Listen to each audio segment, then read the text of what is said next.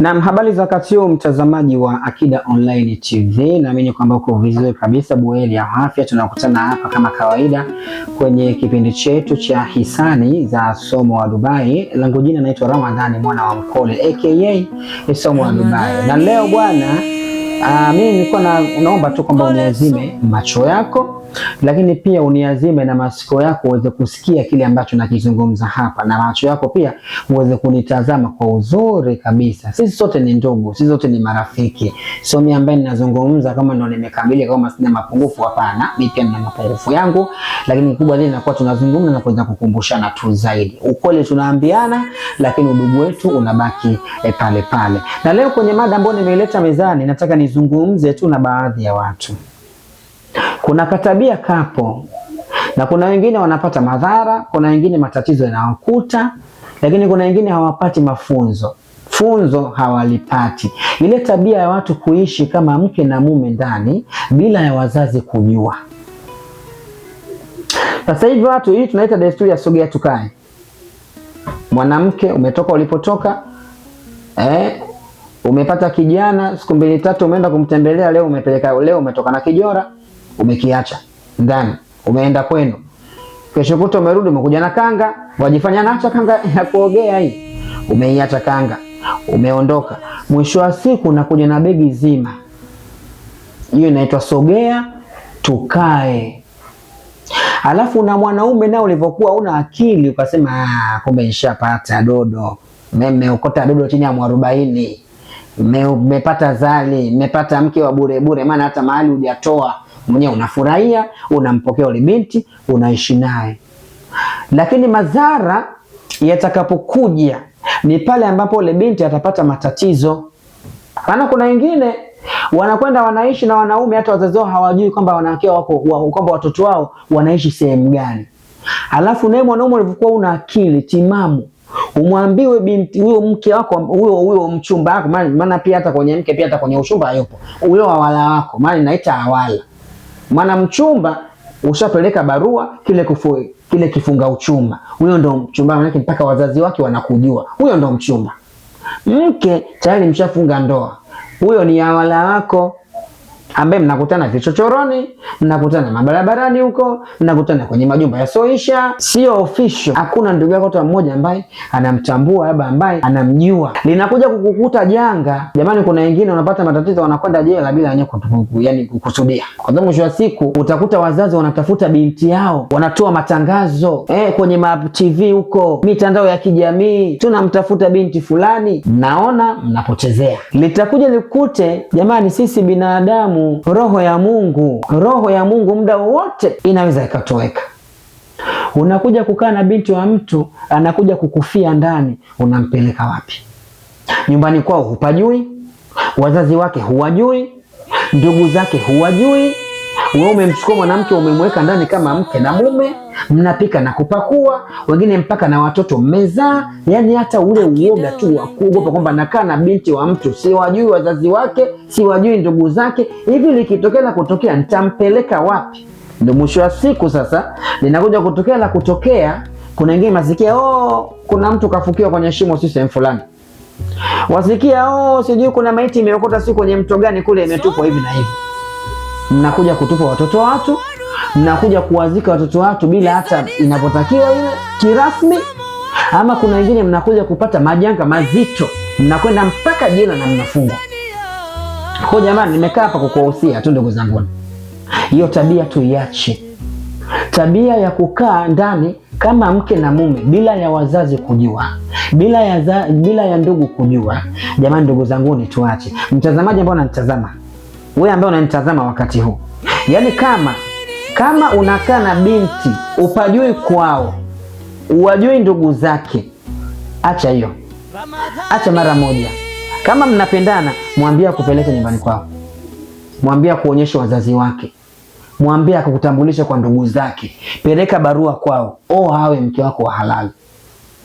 Na wewe binti, kama umetoka kwenu unakaa na mwanaume ambaye hata wewe mwanaume ambao unaishi naye wewe, hata kwao tu pia kwa mwanaume wako wazazi wake uwajui, wakwe zako uwajui, mawifi zako uwajui, mashemeji zako uwajui. Yani wewe bebwa kama vile zigo tu, zigo la matakataka limetolewa hapa limewekwa hapa. Ndio kama ulivyofanya wewe. Mwanamke una thamani kubwa sana katika hii dunia. Ngoja niwaambie kitu ambacho wanawake hamkitambui. Yaani kuna baadhi ya wanawake hamjijui kama wanawake mna thamani kubwa mno. Mwanamke siku zote, mwanaume mbele ya mwanamke afurukuti. Mwanamke anatakiwa ujibrandi. Mwanamke anatakiwa uwe juu. Mwanamke una thamani, una value kubwa.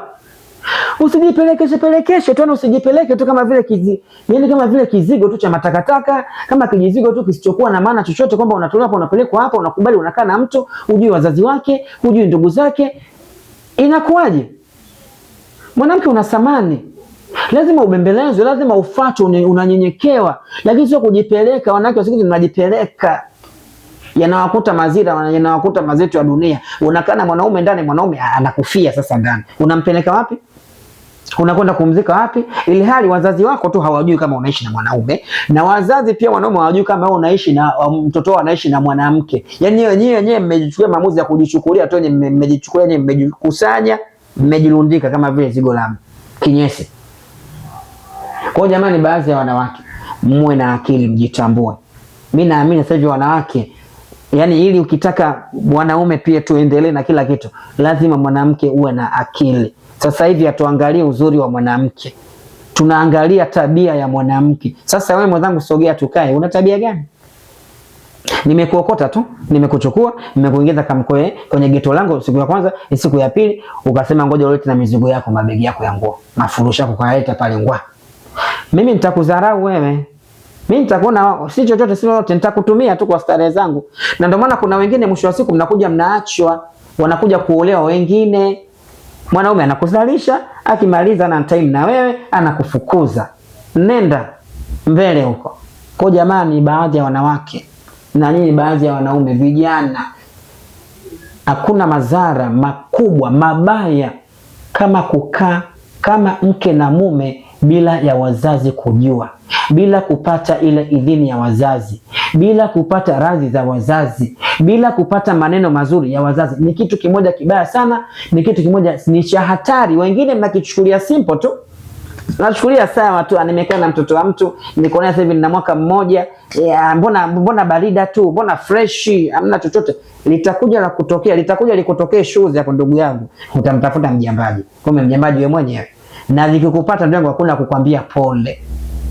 Hakuna kukwambia pole, utalia na mito mwenyewe kitandani. Kukwambia pole ndugu yangu hakuna. Kikubwa zaidi muwe waangalifu. Kama mnaishi mke na mume, wazazi wenu hawajui, acha mara moja ya tabia, alalisheni, muwe wa halali, maisha yenu yaende vizuri kabisa. Kuna madhara makubwa na ni hatari. Leo hii kuna watu wengine wanateketea kwenye magereza huko, wamepata kesi ambazo wala hawajafanya wao. Ni hivyo tu, umekaa na mtu amekufia ndani, unampeleka wapi?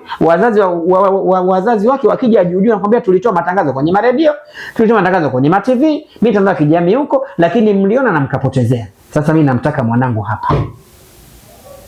Inakuja nikupate shuzi ndugu yangu, unakwenda jela kutumikia kifungo ambacho wala hakikuhusu. Naongea na wewe binti hapo, unanitazama. Wewe binti mwenye uso mrefu kama vile mtao unakosa mjumbe.